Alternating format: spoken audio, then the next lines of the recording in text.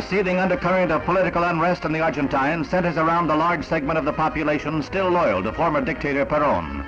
It is unrest that breaks into open revolt as naval and marine units move on Buenos Aires and occupy most of the downtown section.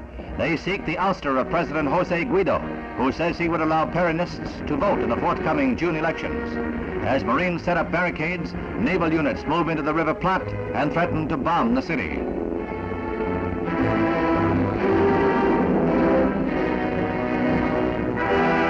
Rebel planes from a nearby naval base also threaten the city as General Juan Orgaña rallies his loyalist forces for an all-out assault. Men in heavy armor move out from Campo de Mayo, northwest of Buenos Aires, to drive the Marines from the city.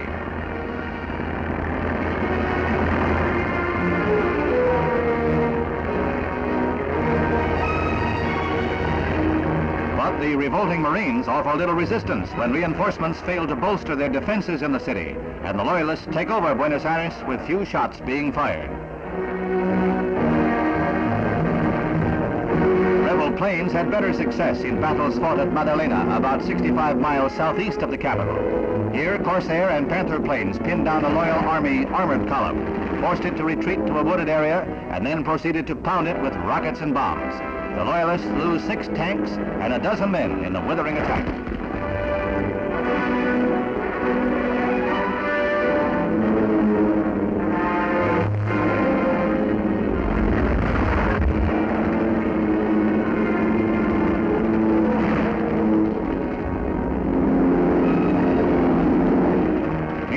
Other government forces batter the Rio Santiago and Punta Indio naval bases, and organized resistance begins to crumble during the second day of the revolt.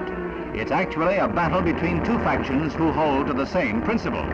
Neither side wants dictator Perón back. The government wants Peronistas to vote in the June election, but the rebels want them disenfranchised and the Peronist party wiped out. Loyalist planes and guns mop up as the last Marines and sailors surrender.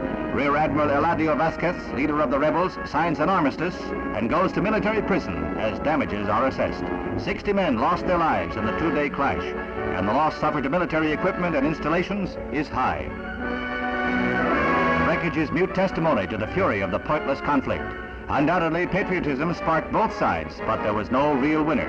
It was Argentina herself who lost.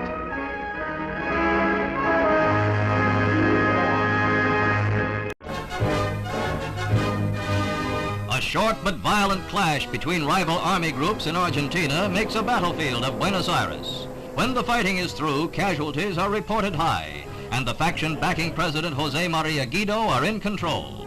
The issues were the date for a national election and the suppression of Peronism with the losers, who incidentally were the ones who put Mr. Guido in office last March, demanding indefinite postponement of the election and more drastic measures against the Peronists. The election had been scheduled for October 1963. An earlier date is now possible. Shown here at the time of his taking office, Mr. Guido has had to switch sides several times to keep in office. This time he happily picked the winning side.